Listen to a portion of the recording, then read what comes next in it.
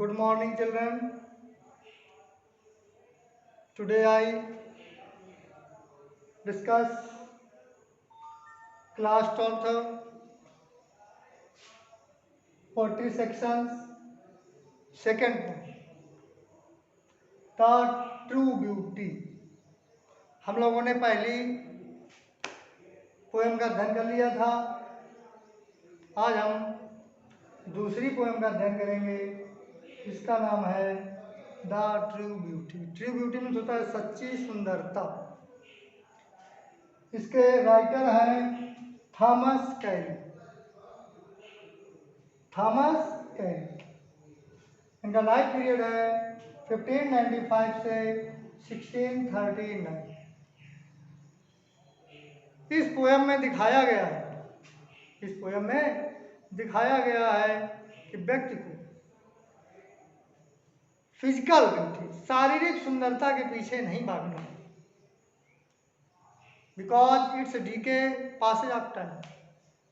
समय व्यतीत होने के साथ साथ ये शारीरिक सुंदरता एक दिन वेस्ट हो जाती है, एक दिन नष्ट।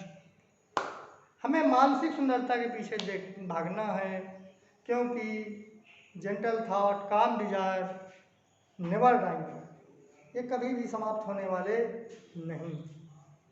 तो we should run after spiritual beauty in place of physical beauty. Physical beauty means शारीरिक सुंदरता। किसी व्यक्ति की सुंदरता को देखकर हमको ये अनुमान नहीं लगा लेना है कि he is very good by nature, वो बाय नेचर स्वभाव से भी बहुत अच्छा है, ये जरूरी नहीं। तो इसकी हम देखते हैं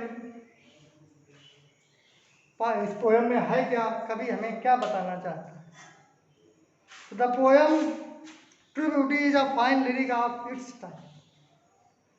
The poem glorifies the spiritual beauty and discards the bodily beauty. ये जो पोएम है ये ग्लोरीफाई, प्रशंसा बताती है आध्यात्मिक सुंदरता की, मानसिक सुंदरता की, और डिस्कार्ड द बॉडीली ब्यूटी, ये परित्याग करती है शारीरिक सुंदरता। The physical charm and glory vanish away with the passage of time. जो फिजिकल चार्म है, शारीरिक आकर्षण है, ये समय के व्यतीत होने के साथ साथ नष्ट हो जाती है। और जो परफेक्ट ब्यूटी है लाइज इन फर्म माइंड, जो पूर्ण सुंदरता है वो स्थिर मस्तिष्क में निहित होती है, जेंटल थॉट, सज्जन विचारों में, एंड काम डिजायर, शांत इच्छाओं। तो इस पाठ में इस पोएम में पोएट ने ये बताया है कि we should not run after physical charm, हमें कभी नहीं भागना चाहिए शारीरिक आकर्षण के, but yearning should be for beauty and mind and. हमें अपने मानसिक और आत्मिक सुंदरता के पीछे भागना है। इस बड़ी ही रोमांटिक पोएम है, थॉमस कैरी के द्वारा क्रिएटेड है। आइए बच्चों देखते हैं।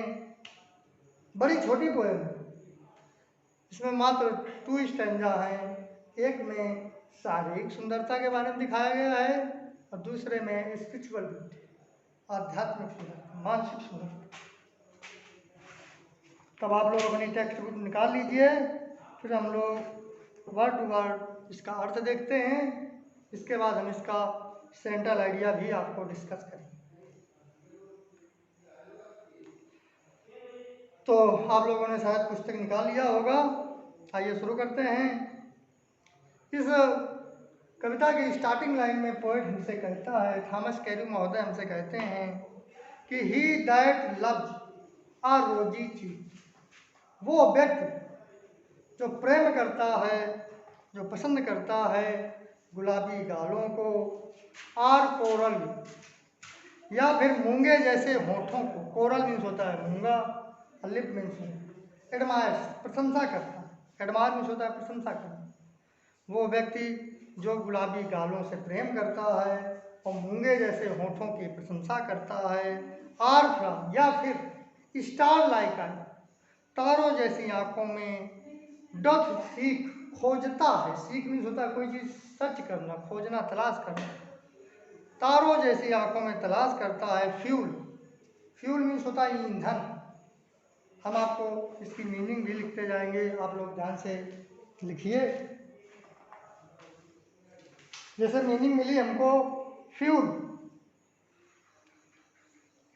FUEL, फ्यूल मीन्स क्या होता है? ईंधन।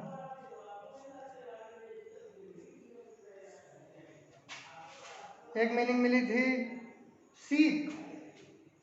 सीख माने हमने क्या बताया? खोजना। ये मीनिंग आप लोग जरूर याद करिए। एक मीनिंग मिली थी कोरल।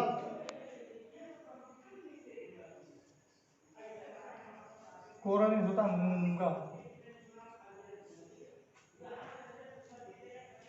तो ही दैट लव्स आ रोजी छे, वो व्यक्ति जो प्रेम करता है।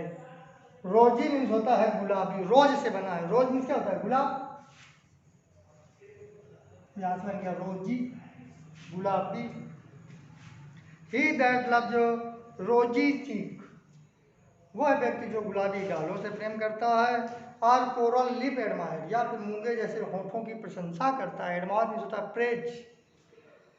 और फ्रॉम स्टार लाइक, या फिर तारों जैसी आंखों में। स्टार लाइक, स्टार मीन्स क्या होता है? तारे के लाइक मैंने समान आंखों में। सीख, सीख मीन्स खोजता है। फ्यूल, ईंधन को। काहे के लिए? To maintain his fires. Maintain means होता है बनाए रखने को। फायर मीन्स होता है आग। तो यहाँ पे आग का मतलब है प्रेम की ज्वाला। और तारों जैसी आंखों में अपने प्रेम की ज्वाला को बनाए रखने के लिए ईंधन की तलाश करता है। आइए आगे देखते हैं। एज ओल्ड टाइम मेक्स, जब बुढ़ापे का समय आ जाता है। ओल्ड मीन्स होता है बुढ़ापा, टाइम समय। जब बुढ़ापा आता है, बुढ़ापे का समय आता है। मेक्स दीज डीके, तो मेक्स मैंने बना देता है दीज इन सुंदरता को डीके। डीके मीन्स होता है समाप्त कर देना। तो बुढ़ापा इस सुंदरताओं को, इनको समाप्त कर देता है। So his flames must waste away, और इस प्रकार हिज फ्लेम्स, फ्लेम्स मीन्स होता है प्रेम की ज्वाला, लपट जिसको बोलते हैं। फ्लेम्स मीन्स क्या होता है? ज्वाला या लपट।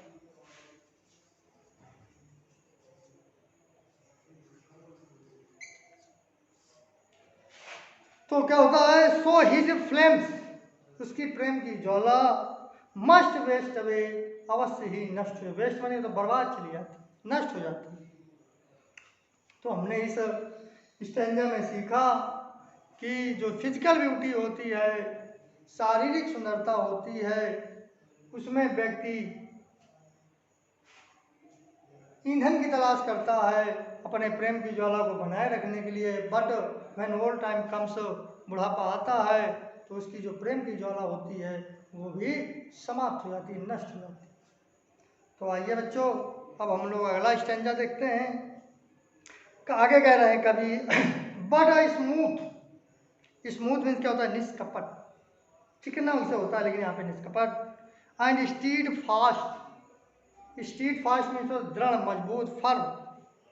माइंड मस्तिष्क, किंतु निश्चल या निष्कपट, दृढ़ मस्तिष्क।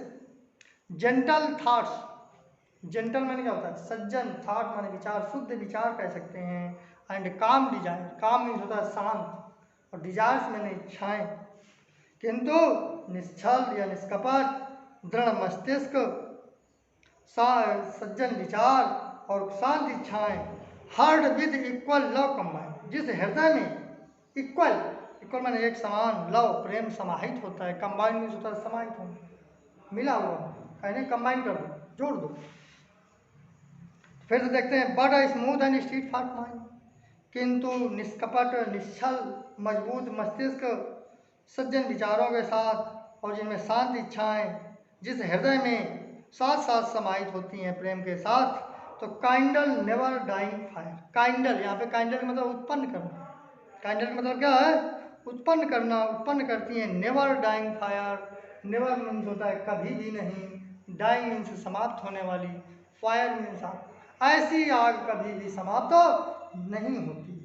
जिस व्यक्ति के मस्तिष्क में शुद्ध विचार, शांत इच्छाएं, मजबूत मस्तिष्क, दृढ़ संकल्प होता है, वो कभी ना समाप्त होने वाली प्रेम की ज्वाला को उत्पन्न करते। अब लेखक यहाँ पे बता रहा है वेयर दीज आर नॉट, जहाँ पर ये नहीं, वेयर जहाँ पर दीज ये आर नॉट नहीं है। आई डिस्पाइज, आई डिस्पाइज, डिस्पाइज मीन्स होता है घृणा करना, हेट करना। डिस्पाइज मीन्स डिसलाइक करना, डिसलाइक, डिस्पाइज मीन्स क्या होता है, डिसलाइक।